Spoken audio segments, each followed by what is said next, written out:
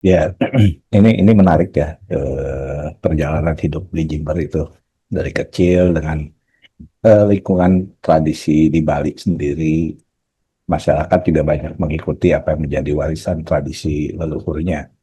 Sekalipun mereka mungkin kurang mengerti, justru dengan pikiran seorang anak yang masih relatif usia muda ya, dari mulai mengingat usia 4 tahun mungkin ya, dengan perjalanan melihat lingkungan segala macam, melihat ada juga yang kebablasan dalam menjalankan ritual-ritual segala macamnya. Tapi anak seusia itu, sekecil itu, kelas 6 SD itu luar biasa gitu untuk bisa mempunyai apa ya pemikiran-pemikiran yang cukup kritis. Dan kerennya itu percobaan-percobaan eksperimen-eksperimennya itu yang jadi apa ya istilahnya, itulah perjalanan hidup seorang Lee Jimber dengan pengalaman spiritualnya berdasarkan eh, apa yang menjadi eksperimen dalam hidupnya. Itu lucu juga, Bri. Itu kenapa Nah, bisa bisa ada ide untuk bikin mencampur obat-obat apa gitu yang bikin teman-teman beli jimper sakit sampai meriang, ada yang mencret segala macam. karena zaman-zaman Itu itu kan sulit idenya dari untuk mana dokter. itu? Nah, waktu itu kan Tapi memang itu saya cita-citanya memang ingin jadi dokter oh itu karena umur 12 melihat ya itu ya. ya, karena apa namanya, kakek kan ada yang mengobati pijat kandungan, ada yang mengobati secara dukun yang saya bilang tadi, ilmu penglihakan. Saya nggak setuju itu gitu loh. Hmm. Udah ada loh, udah maju sekarang zaman, udah zaman kedokteran. Kenapa nggak mempelajari ilmu kedokteran?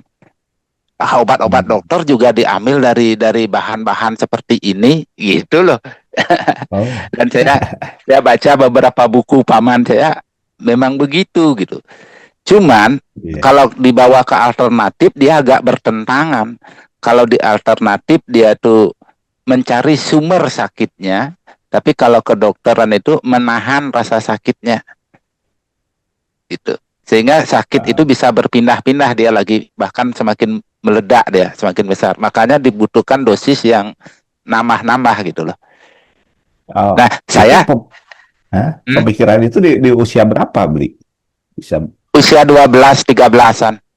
12 tiga Usia belas dua udah belas tiga berpikir belasan kritis gitu ya. Maksudnya Iya, seorang anak yang usia 12 13 tahun bisa melihat bahwa oh dari kedokteran itu hanya menyembuhkan sakitnya bukan lari ke penyebabnya ya.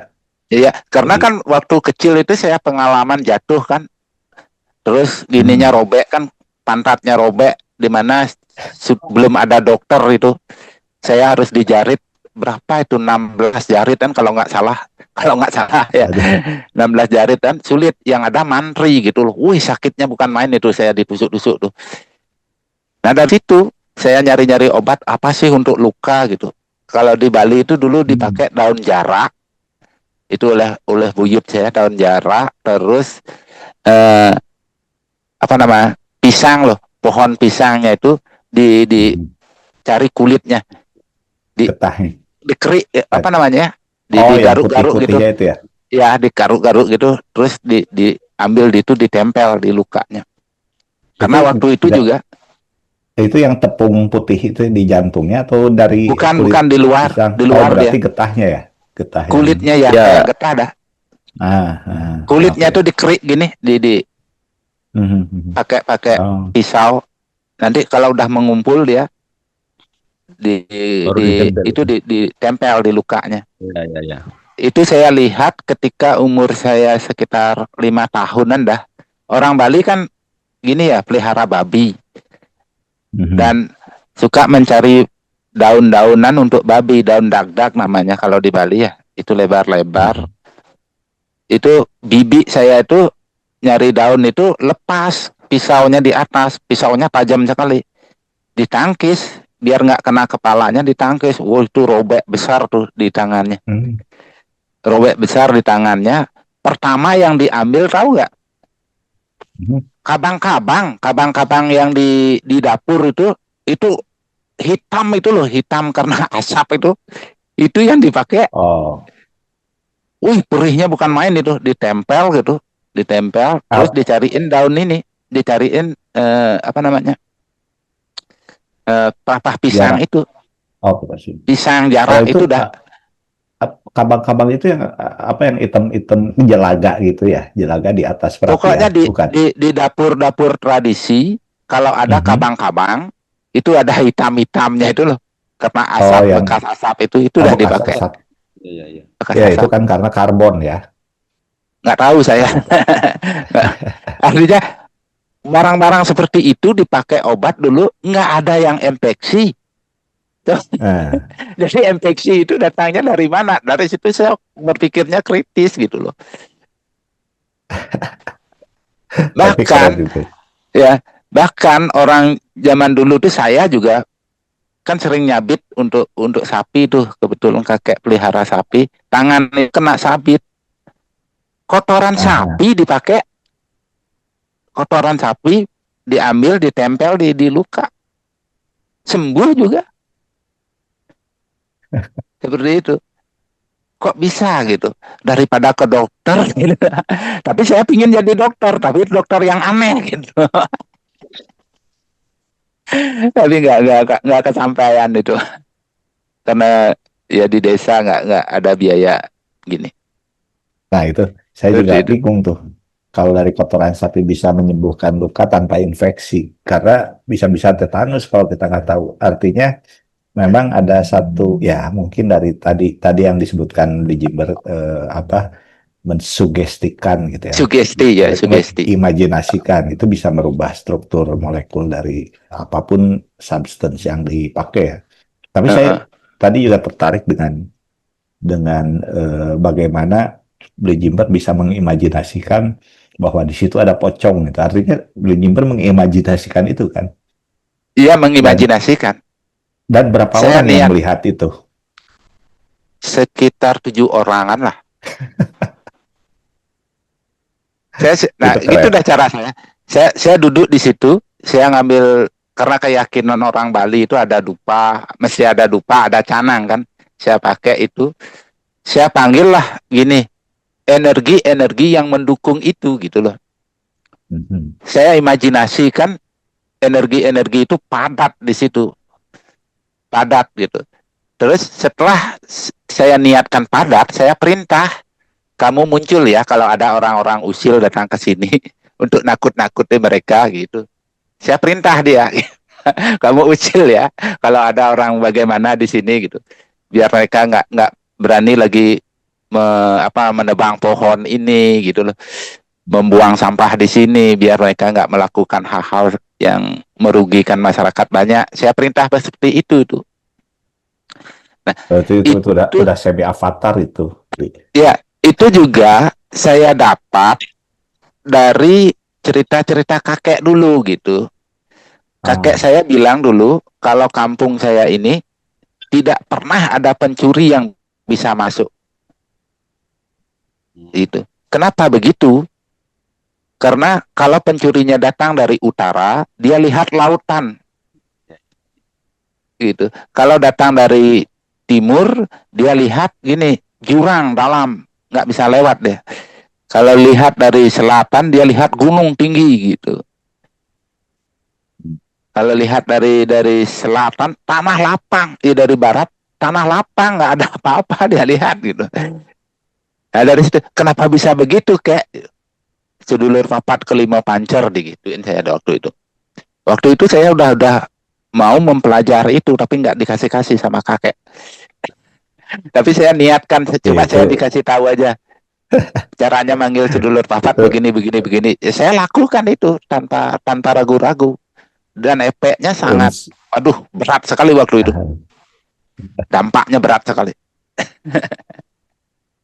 itu unsur unsur apa Ayurveda itu ya, kapha, pitta Bukan apa? ajaran leluhur kita itu kan, Oh sedulur bukan ya. papat kelima pancer. Oh Tapi kalau ada itu yang hubungannya juga ke Ayurveda, ada hubungannya dia. ya kan ada Itu. unsur gasnya, apinya ya mungkin ya, Ya, buminya sama airnya bumi. ya, air Ya, atau apa ya, ada 3 unsur kan. ya. Tapi itu keren itu maksudnya gini, itu juga bisa sebagai simulasi atau analogi sederhana dari law of attraction itu. Cuman kalau law of attraction itu menarik materi untuk mewujudkan apa yang kita inginkan, ini menarik hantu gitu. Tahyulisme itu munculnya dari situ juga bisa, dengan Bisa ya, sugesti bisa ternyata bisa dengan jalan sugesti gitu. ya, bisa jalan, Iya, kita bisa baik. Berarti menciptakan itu gitu. dikembalikan lagi nih ke Bro Firman nih sebagai moderator, silahkan Bro. Digali lagi tuh dari beli Jimber, keren-keren tuh pengalamannya. Iya, luar biasa Bang perjalanan beli Jimbar. Atau Ada. atau langsung ke ini saja, Bang Dharma. Silakan Kang. Sorry telat nih aku tadi lagi. Aku Siap, lupa siap. ya kalau ini jam 8-nya jam 8 Bali. Ya. Ya, bicara pengalaman aja Kang tadi. Ya. Jadi tadi kan ngomongin itu ya. Itu ranahnya malah sebenarnya ini loh, apa namanya? Sastra genre itu yang dipraktekin di Tinder itu. Pengetahuan tentang elemen-elemen dasar, bagaimana cara memadatkannya sehingga manifest menjadi sesuatu gitu, mewujud menjadi sesuatu, entah itu obat kah, entah itu penampakan-penampakan seperti yang tadi diceritakan. Nah, jadi yang dimanfaatkan di situ waktu dia menyerap unsur-unsur dasar tadi, elemen-elemen dasar tadi kan sebenarnya mandalanya si tubuh, karena tubuh ini kan sebenarnya mandala juga, gitu. Yeah. Mandala kecil. Nah, dia saling terkait dengan mandala-mandala yang lebih besar. Bumi ini juga mandala juga. Dia sebagai wujud alami yang juga memiliki tadi itu titik serap itu. Makanya dia punya 4 mata angin. Bahkan kalau mau lengkap, karena dimensi kita ini lokahnya 3 dimensi, dia sebenarnya bukan cuma utara, selatan, timur, barat, atas bawah juga dihitung.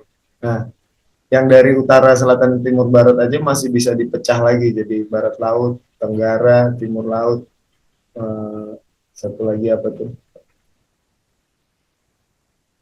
barat daya. Nah, dari mata angin tadi, arah-arah mata angin tadi yang bisa dipecah lebih detail lagi, karena unsur dasar tadi kan kombinasinya macam-macam lagi.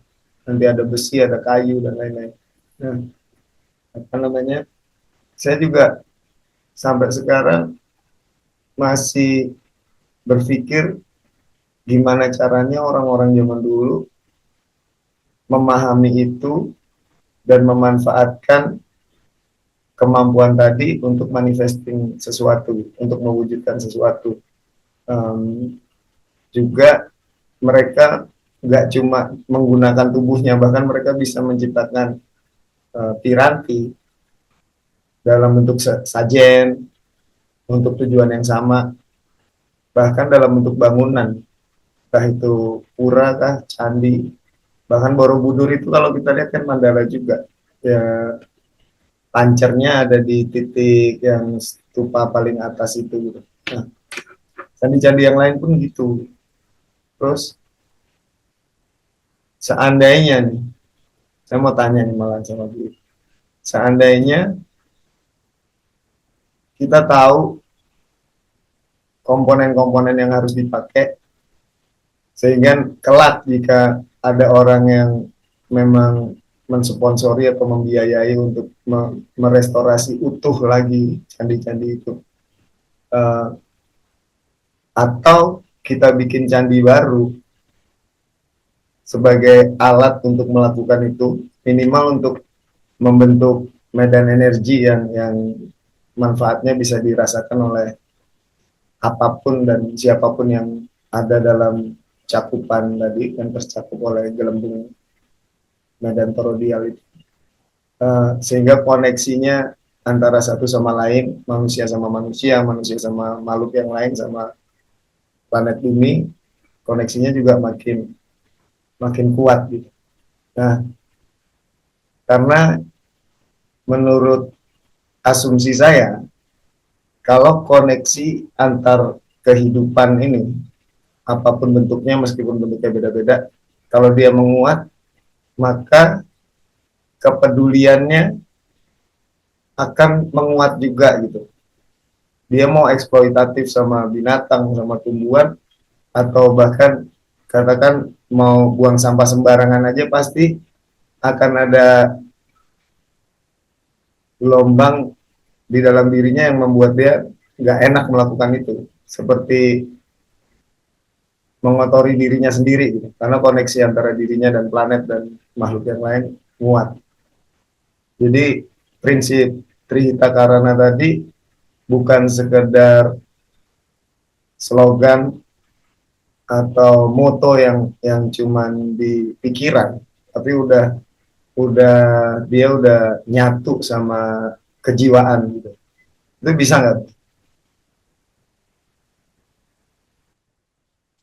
Kalau gini sih kayaknya bisa kan. Kalau dilihat dari di Bali ini kan seperti kemarin itu ada sebuah kasus di mana orang luar ketika melempar monyet di Monkeyporis dia sifatnya seperti monyet kan. Kalau kita mampu menguatkan energi-energi tertentu di suatu tempat untuk membuat kesadaran seseorang itu bangkit, ya bisa. Itu dah salah satu contohnya. Dari situ kan dia mulai, oh ternyata saya di luar, terutama Bali, nggak boleh begini, nggak boleh begitu. Nanti saya dihukum oleh semesta itu sendiri gitu. Bisa Kak, bisa. Terus di zaman sekarang di Bali, apakah masih ada seseorang yang ngerti piranti-piranti apa aja yang harus dipakai untuk Masih, membangun masih, sebuah candi? Masih. Untuk masih, membuat candi masih, masih, masih, dan masih. mengaktifkannya juga. Iya, mengaktifkan. Cuman kalau di Bali itu lebih banyak ritual yang mereka tonjolkan. Itu masalahnya.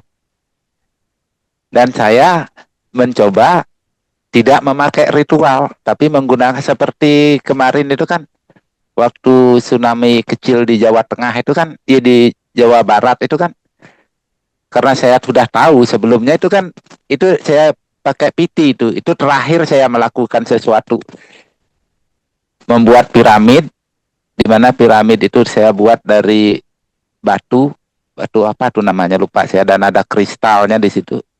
Terus saya kasih beberapa logam di dalamnya, membentuk suatu wujud-wujud binatang gitu. Nanti dan ada aksara-aksaranya di situ yang saya aktifkan. Terus saya tanam itu di Jawa Barat agar tsunami-nya itu tidak terlalu besar gitu. Atau gempanya di situ tidak agar tidak terlalu besar. Menarik itu Bang, kalau kita bisa aktifkan di Nusantara kembali yang kayak gitu Bang. Iya. Apalagi ya kita di Zoom ini kan semua beda pulau. Ketika ada connecting dari pulau satu ke pulau satu, saya rasa Nusantara akan kembali ke jati dirinya Bang. Cuma harus ada yang megang Kang, satu Kang. Umpamanya di Jawa Tengah harus kita punya manusianya di situ yang memiliki kesadaran frekuensi sama seperti kita. Kan ada Imam Baru Mahdi. bisa. Ya Imam Mahdi. Ya seperti itu dah. Karena nanti yang menerima getaran itu pertama kali itu yang ngomong itu gitu loh. Oke. Mau ada Bli, apa-apa. saya tertarik dengan tadi ketika Bli lihat pamannya lagi latihan yoga gitu kan, terus niruin, tapi dengan membayangkan konsep Isu Namaskara itu gimana gitu, apa menelan matahari atau gimana gitu? Saya Dampaknya gimana? Gimana saya gitu? waktu itu kan sering nonton wayang gitu loh, nonton sendra tari, di mana si Hanoman itu kan membesar, dia tubuhnya membesar gitu untuk menelan matahari. Saya juga berimajinasi tubuh saya besar. Bahkan semua planet saya lihat gitu loh. Wujud saya itu semua planet saya lihat, matahari itu kecil. Tinggal saya telan aja gitu mataharinya. Saya masukkan ke perut, tapi ya terasanya ya panas. Setelah saya amat kenapa bisa panas, saya tanya ke kakek, oh matahari itu letaknya di tubuh di mata kanan gitu. Nah dari situ saya mulai, matahari itu saya taruh di mata saya sebelah kanan gitu loh. Apapun itu saya giniin, saya tanya kakek saya, kalau umpamanya bintang di mana kek, kalau bulan di mana kek gitu loh. Akhirnya setelah saya amalkan itu, dan setelah usia saya di atas 17 tahun, saya baca-baca, oh ternyata memang benar. Semua planet itu ada di dalam tubuh. Dan ada para dewa. Ya, semakin gini jadinya. Semakin tersusun jadinya gitu. Terus dampak yang terasa gimana, Bli? Maksudnya ketika Itu dah. membayangkan matahari itu kan, Itu apakah dah. dari sisi penglihatan ada yang berbeda atau gimana tuh? Merasa seger aja terus gitu. Sulit tidur terutama. Tidurnya sulit sekali. Kalau nggak disalurkan energinya nggak bisa tidur. Kalau Cara nggak grounding penyaluran nggak bisa tidur. energinya gimana nih? Kan Bli Waktu sekarang itu ya lagi saya bingung. sendiri kan? Waktu itu umur 12 tahun, 13 tahun saya bingung lah. Makanya kan tadi saya bilang ketika pukul orang padahal ini aja loh, plak gitu, orang itu bisa bengkak. Bisa bengkak dan nyari dukun untuk ngobati. Makanya saya dibilang paling gini, kalau ada orang sakit saya usap-usap gitu, orangnya sembuh. Nah, itu ketemunya setelah umur 16 tahun. Kenapa saya begini?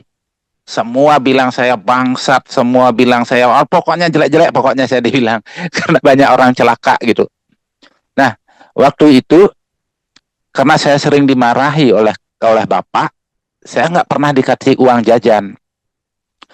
Waktu itu saya duduk meditasi 3 hari 3 malam itu di kamar. Lampu saya mati.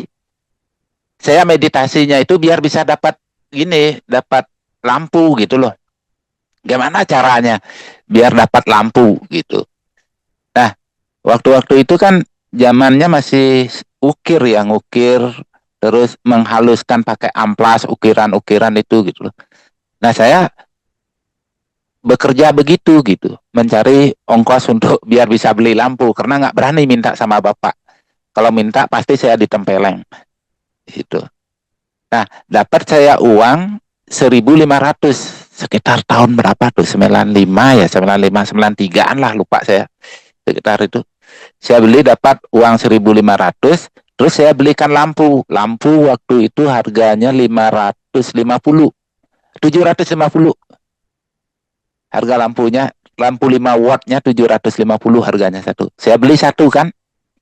Beli satu karena lampunya tinggi, jadi saya cari bangku untuk ganti lampunya. Nggak berani sama bapak tuh untuk nyuruh nukar. Nah, lampunya sudah saya pegang nih kedua. Satu tangan kiri saya megang lampu yang masih hidup, yang baru. Satu tangan saya melepas lampu dari skring.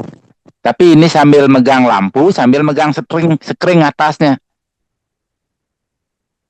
Nah, karena seperti itu jatuhlah lampu yang baru ini gitu loh. Jatuh lampu yang baru ini, tapi tidak pecah. Mental dia. Pung, pung, pung, pung. Loh, kenapa nggak pecah? Kok aneh gitu saya. Nah, karena ini sudah lepas lampu yang lagi satu, lampu yang lama, saya lepas juga dari atas sana. Dari atas sesuai yang dia jatuh tadi itulah. Ternyata pecah. Loh, ini karena baru gitu saya. Ini lampunya murni karena baru gitu. Nah, akhirnya kan masih sisa uang saya 750 tuh. Saya beliin lampu lagi satu. Saya praktekin. Saya lepas langsung ke aspal waktu itu. Pecah. Loh, ternyata bukan karena baru, ini lebih pendek gitu loh. Akhirnya saya nyari-nyari lampu-lampu yang mati, saya cari di tetangga gitu. Ngambil saya sekitar 10 lampu lah itu. Satu saya pegang, lampunya itu saya pegang, yang lagi satu itu nggak saya pegang. Yang saya pegang semuanya nggak pecah. bahkan saya lempar di aspal tuh, kira-kira jaraknya 50 meter, 30 meteran lah sampai saya lempar. Enggak pecah. Sementara lampu-lampu yang saya tidak pegang, semuanya pecah gitu. Apa ini? Berarti ada energi ini di tangan saya gitu loh. Berarti ini yang menyebabkan orang itu bengkak, orang itu sembuh gitu. Akhirnya saya mencari-cari itu, nyari-nyari buku, nanya-nanya ke paman kenapa gitu. Akhirnya ketemu saya buku itu apa namanya, orang-orang Kristen yang bikin itu, tanganmu bisa menyembuhkan itu. Ketemu saya buku itu, oh ternyata begini, oh ternyata begini gitu. Dari situ saya mulai menggunakan energi untuk menyembuhkan orang gitu. Jadi kan nggak ngerti, memang nggak ngerti dulu. Begitu ceritanya. Silahkan Disitulah Bro saya Firman. ketemu metode-metode cara penyembuhan dengan telapak tangan gitu. Digali lagi Ini, saya itu keren. ini yang saya lihat tadi sejak awal ini beli Jimbar menyampaikan perjalanannya. Ini saya lihat Bang banyak eksperimen ini. Eh, Jadi dia dapat langsung. Ya kita ke ini dulu ya. Siapa? Wawan. Ini nyimak dulu saja, belum ada pertanyaan juga. Monggo dilanjut dulu. Iya, makanya ketemu Daniel, saya banyak pertanyaan saya tuh dapat jawaban dari dia gitu. Terus ketemu Kang Diki Zainal gitu kan, itu Bisa juga jawab. ya bisa kejawab banyak. Siapa lagi ya? Ada lagi dari Bandung, Ibu Lia namanya. Ibu Lia. Siapa namanya? Ibu Lia. Ada lagi dari beberapa orang sih dari Bandung, lupa saya. Itu sekitar tahun-tahun 2007-an lah, 2007, 2005 itu. Banyak saya dapat jawaban-jawaban. Dan ketika kuliah USADA juga, oh begini gitu aja. Oh iya itu, saya mau gali lagi tuh yang ketika kuliah USADA itu melakukan hipnotis sampai bisa menghipnotis berapa orang disuruh nari di jalan itu. Itu Iya, konsepnya seperti apa sih, bisa terpikir atau bisa mempraktikkan seperti itu tuh, apa yang ada di pikirannya itu, atau nggak ada di pikiran, tahu-tahu jalan aja gitu. jalan aja, coba-coba aja. Coba-coba aja. Jadi pertama kali yang saya bangun itu membangun dia itu harus percaya dengan saya. Salah satu cara saya waktu itu, artinya dia itu biar nurut, saya perintah dia, tolong ambilin dong rokoknya itu satu gitu. Dengan begitu, di situ saya masukkan energi saya gitu, energi saya pada saat memerintah itu. Kalau dia itu nurut, berarti dia itu sudah kalah gitu loh. Seperti itu, Itu keren teknik itu. saya itu seperti itu. Teknik saya seperti itu waktu itu. Jadi bagaimana cara saya memasukkan sugesti ke orang itu gitu. Harus diperintah gitu. Harus diperintah gitu dari dalam hati. Perintahnya seperti apa? Ya kamu perhatikan lingkungan kamu, ada apa yang bisa kamu gerakkan di sini gitu. Untuk memerintah orang itu biar bergerak, setidaknya bergerak tangannya, bergerak matanya dan lain sebagainya. Di situ kamu amati. Kalau matanya sudah mulai agak sayu, gitu, udah berarti dia udah kena gitu. Seperti itu. Saya juga nggak ngerti. Pokoknya saya selalu komunikasi dengan lingkungan, dengan hati saya, pikiran hati, lingkungan gitu. Kalau dipraktekin ke perempuan bahaya juga. Ya bahaya, sering. Seperti itu. Keren. Gimana Dan itu ceritanya?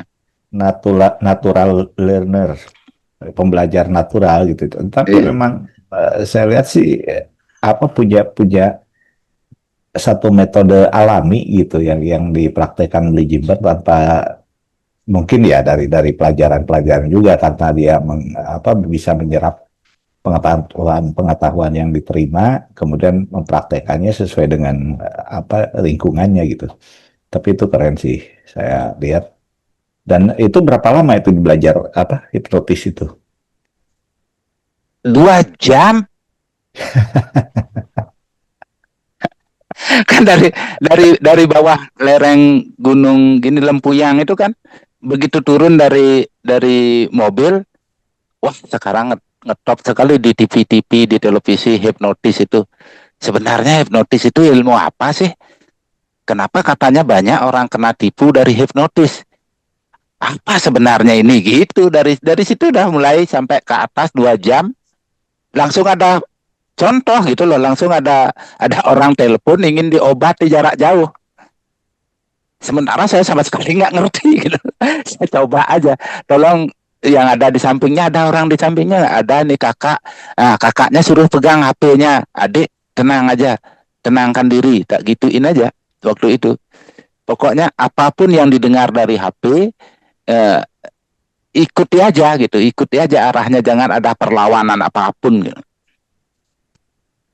Nah, tak suruh dah fokus sama napas, fokus sama napas. Dalam hitungan ketiga tidur ya, tidur gelebung gitu kan dia udah jatuh. Kata kakaknya, gimana beli? Ini jatuh orangnya, ya tetap tempelin aja. Ini kepalanya nggak sakit, ini geleduk tadi. Enggak, udah tidur. Itu tempelin aja tuh HP-nya, waktu itu kan masih HP jadul ya, masih HP Nokia dan lain sebagainya. Ericsson gitu, HP seperti itu, nggak lihat wajahnya waktu itu. Tempelin aja tuh HP di telinganya, biar suara saya terus masuk ke alam bawah sadarnya, tak gituin. Nah itu orangnya tuh trauma karena putus cinta, itu saya usahakan bersihkan rasa traumanya putus cinta itu. Dan Sampai berhasil dia itu. dan berhasil. Hebat. Waktu itu agak jerit-jerit dia. Ketika saya tanya, kamu jawab, kok jerit-jerit, dia menangis jerit-jerit dan diceritakan semua pengalamannya pada waktu pacaran, membuat dia trauma gitu. Nah karena penasaran seperti itu, masa sih. Nah itu udah saya praktekkan lagi di perempatan malamnya. Oke. Silahkan. Itu alami aja. Keren ini pengalaman hidup beli Jimber ini, luar biasa, unik. Intinya seperti yang Prof bilang sih, kalau menurut saya, jangan takut salah, itu aja. Jangan takut salah. Itu aja sih.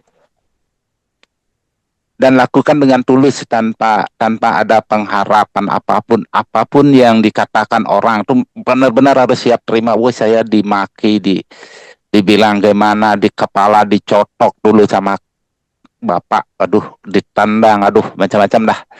Harus diterima itu sebagai pembelajaran. Oke. Saya mau ini kontribusi dikit.